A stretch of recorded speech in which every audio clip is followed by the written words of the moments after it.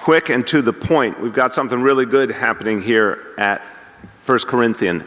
And this is a house of worship I have a very close personal relationship with. And it's a place that has a profoundly positive impact for the Harlem community and for New York City as a whole. A place where faith and social action come together in an extraordinary way. So this is exactly the kind of place where we need to have a vaccination center, because if there's a vaccination center at 1 Corinthian, you know people from the community will trust it and believe in it. And we said earlier, this is an example, the famous phrase, if you build it, they will come. Once 1 Corinthian had a vaccination site, it was immediately filled up.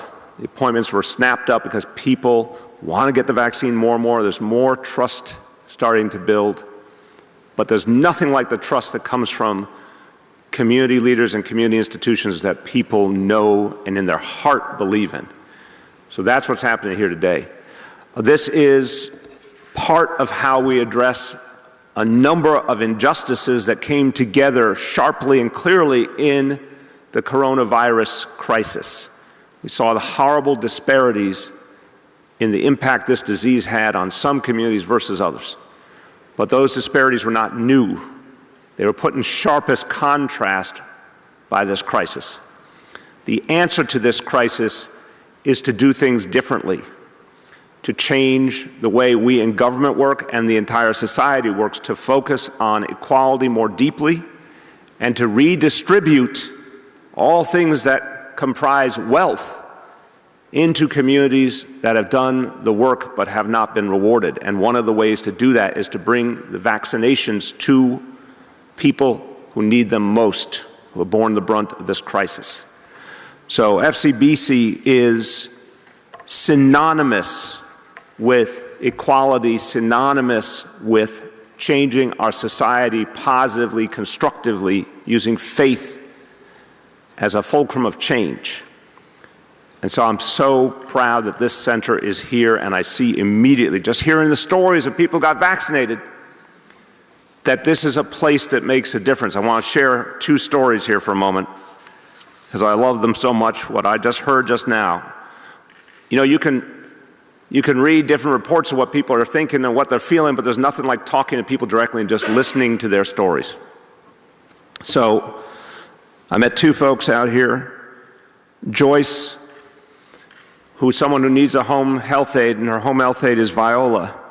And they both were trying to figure out what to do about the vaccine, and they talked about it, and they said, okay, if we go together, we know it'll be okay.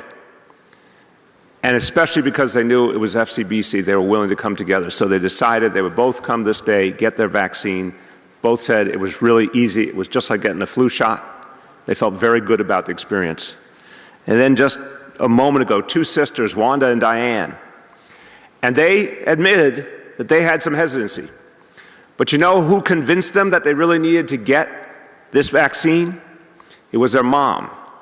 Their mom is 83 years old, God bless her, and she said, I want to see my daughters, you need to get this vaccination, we need to get together as a family. And when they heard their mom's voice, there was nothing more powerful than that. So this is what we've been saying all along. What's really going to change the trajectory here is word of mouth, is people hearing from those they love and trust in their own life and from places they trust, like 1 Corinthian.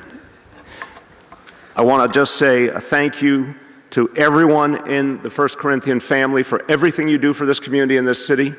Special thanks to the pastor for programming and community engagement, Pastor Heaven Berhane. We thank you so much for what you do. I don't know if I said it right. Berhane? Berhane, I'm sorry. My apology, Pastor Heaven. I got Pastor Heaven right. And a special thank you to the new executive director of our city's Center for Faith and Community Partnerships, Nancy Pascal, new on this job, but she's been doing so much good work for the city for years. We're so proud of her and so happy she'll be leading the way, bringing faith communities into this vaccination effort. And with that, someone who I have just the deepest respect for, he has led our city's efforts to bring clergy of all faiths together in common cause. He was one of the people that helped us make pre-K for all reality, helped us improve access to mental health services, helped us make sure that people got affordable housing. Whatever we have done, he has been one of the reasons why it has worked. Just an exemplary leader in this city and of all faith communities, Pastor Mike Walrond.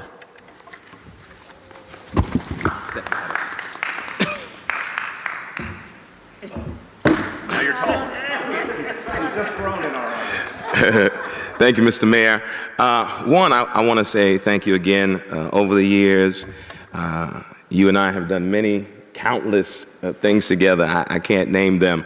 And so always grateful to be able to do work with you. From the very first time we met, our conversations were about how we serve the people of the city better. And so I'm grateful.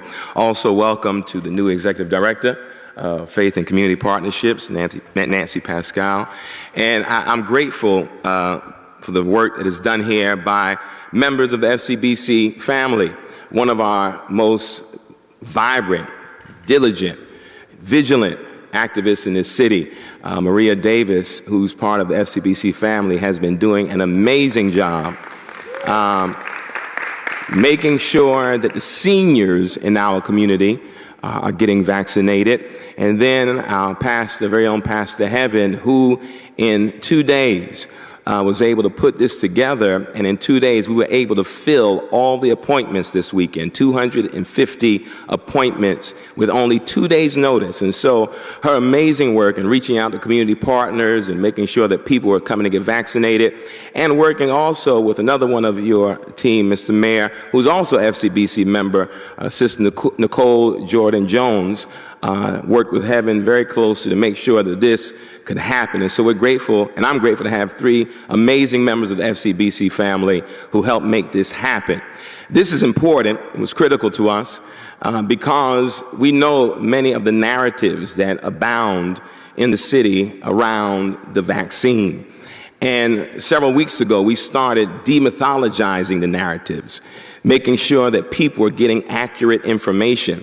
And from that time, I started having conversations with Pastor Heaven and some other community partners about wanting to be a vaccination site.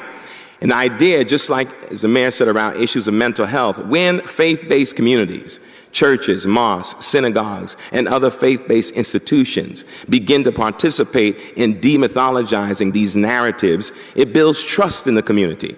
And so for that, in many ways, we are grateful because people began, as the mayor said, signing up because they knew we were saying, come do it, because we had been talking about it. And that's what this is about. As the mayor alluded to in our conversation earlier, relationships build strong, vibrant partnerships. And you use that social capital from our relationships to really have communal impact. That's what this is about. And so for the next 3 weekends, we'll be a vaccination site. And then in about a month or so, when people come for their second dose, we'll be open again. And we are convinced that between now and the next 2 weekends, we'll be able to get more than 700 plus people vaccinated. And that's in a short turnaround. That's important and that's critical. And so again, I want to thank all of you for making this happen, because it takes these partnerships, it takes the kind of commitment, the hard work, and also trust to make these moments happen. And so we're thankful that the city was willing once again to partner with FCBC for something powerful, and as the mayor often says, to do good for the people of this city. And so thank you again, Mr. Mayor, thank you, Nancy, and thank all the amazing people at FCBC who have done the work here. And I am eternally grateful for this work, because lives will be saved, lives will be transformed, and we'll be able not necessarily get back to normal, but reimagine what our lives will be in healthy and prosperous ways because of this vaccine. So we want to say thank you for that. Thank you. Remember, brother. Thank you. One more thing to say, and this is what we call breaking news, okay? We just got a report of the number of vaccinations yesterday in this city. I want to remind everyone, what we've been asking for weeks and weeks is for the federal government, the state government, the manufacturers to get us our fair share of vaccine in New York City. We're ready to provide 500,000 vaccinations per week. 500,000 per week or more. We are ready right now. And, you know, last week we all saw the disruption from the huge storms around the country. So we didn't get our supplies. This week, we finally got last week's supply, and we're getting this week's supply, so we have an unprecedented opportunity to really show what we can do. So we're going to do our math skills for the day now. We now, as of yesterday, Friday, had the biggest day for vaccinations since vaccinations began in New York City. Friday is our record-setting day. Yesterday in New York City, we vaccinated 76,024 New Yorkers. 76,024. So we can do that in a single day. You do the math, times 7, and we are right there on pace to do 500,000 or more per week. And our goal is to reach 5 million fully vaccinated New Yorkers by June so we can bring this city back strong. The last thing I want to say is, we're going to be talking a lot over these next months about recovery, but we are not trying to recover the status quo before COVID. We need to create something new. So I say a recovery for all of us, not just for those who've done very well, a recovery for all of us. It is a painful moment in history because of COVID. It is also a transformational moment because we've learned a lot. Our eyes have been opened. We see new possibilities. We have a chance to do something different. So I'm particularly moved to be here because this is a difference-making place to remind us of what we have within us.